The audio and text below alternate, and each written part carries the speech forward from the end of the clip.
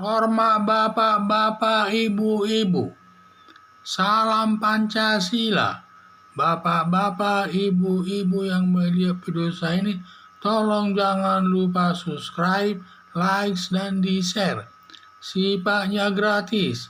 Saya akan mengomentari hari ini pada hari Sabtu tanggal 31 Oktober tahun 2021 mengenai warga Petamburan melaporkan Anies Baswedan ke Ombudsman. Selama ini banyak janji-janji politik Anies Baswedan pada saat kampanye Gubernur DKI, lebih dari 20 programnya, tetapi satu pun tidak ada yang jalan, terutama pembangunan perumahan dengan uang muka 0%. Malah penyelesaian masalahnya bermasalah terkait dengan perbuatan korupsi dan sudah ditetapkan 5 tersangkanya oleh Komisi Pemberantasan Korupsi. Program pengendalian banjir tidak jalan. Setiap hujan turun deras, kota Jakarta banjir hingga 2 minggu dan perabotan rumah tangga masyarakat rusak, mulai tempat tidurnya, kursinya, kulkas, mobil dan sebagainya sangat rusak sehingga merugikan masyarakat Jakarta tersebut. Penyelenggaraan balap mobil Formula E dengan anggaran lebih dari 1 triliun dan sudah diberikan uang muka kepada panitia sebesar 650 miliar ternyata tidak jadi, dan juga warga Jakarta demo protes atas penyelenggaraan balap mobil Formula E yang menghabiskan anggaran uang Pemda DKI. Itulah saya lihat banyak protes daripada masyarakat tersebut. Padahal balap mobil Formula E tidak jadi, tetapi masalah Monas di mana ada 190 kayu besar, itu pohon besar ditebang sehingga merusak lingkungan hidup. Bertambah marahlah warga Jakarta tersebut, sehingga masalah lingkungan hidupnya sudah dirusak oleh Anies Baswedan tersebut. Masih ada kinerja Anies Baswedan yang belum disebutkan, termasuk kelebihan bayar damkar sebesar 800 juta. Melihat kinerja Anies Baswedan, hampir tidak ada yang terlaksana yang benar-benar dibutuhkan masyarakat umum, maka warga Jakarta melaporkan Anies Baswedan ke Ombudsman. Harapan saya warga DKI melaporkan Anies Baswedan seharusnya ke Kejaksaan Agung atau KPK untuk mengusut semua perkara-perkara yang syarat dengan perbuatan korupsi, antara lain pembangunan perumahan dengan uang muka 0% dan juga uang muka panitia balap tersebut sebesar 650 miliar dan itu tidak kembali.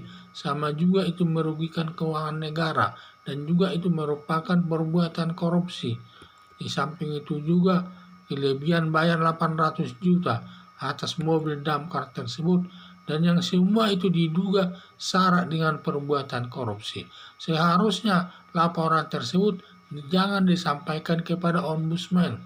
Seharusnya warga Jakarta itu melaporkannya kepada Kejaksaan Agung, terutama Kejaksaan Agung RI, karena Kejaksaan Agung sekarang banyak sekali menangani perkara-perkara besar seperti masalah Jiwasraya, sampai ada kerugian negara 18 triliun ditangani kejaksaan, dan juga baru tahap kedua kepada Komisi Pemberantasan Korupsi, di mana Komisi Pemberantasan Korupsi selama ini kurang berhasil saja menangani perkara-perkara korupsi.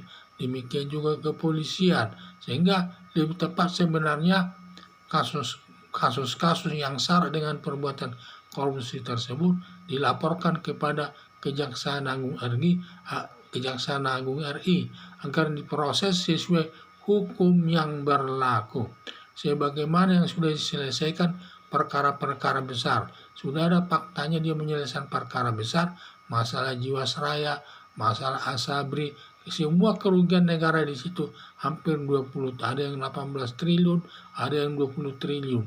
Jadi ini merupakan kemajuan atau merupakan kemajuan Kejaksaan Agung dalam menangani perkara korupsi. Sedangkan Kejaksaan Agung sekarang ini saya lihat menurun dia dalam penanganan perkara korupsi, malah mundur. Seharusnya ini karena dia lembaga khusus untuk menangani korupsi, seharusnya setiap perkara ini dilaporkan kepada kepada Komisi Pemberantasan Korupsi. Hanya saja sekarang saya lihat kurang menggigit dia dalam menangani perkara korupsi. Itu pun kalau menangani korupsi yang sifatnya hanya kecil-kecil, termasuk kepala daerah, bupati lah, hanya sebatas itu aja yang bisa ditanganinya. Apalagi kerugian negara paling berkisar miliaran saja, tidak ada yang sampai ke triliunan. Nah, itulah saya lihat sekarang ini Komisi Pemberantasan Korupsi ini mungkin dia masih dalam tahap pembenahan di dalam pembenahan kinerja di dalam lingkungan Komisi Pemberantasan Korupsi tersebut.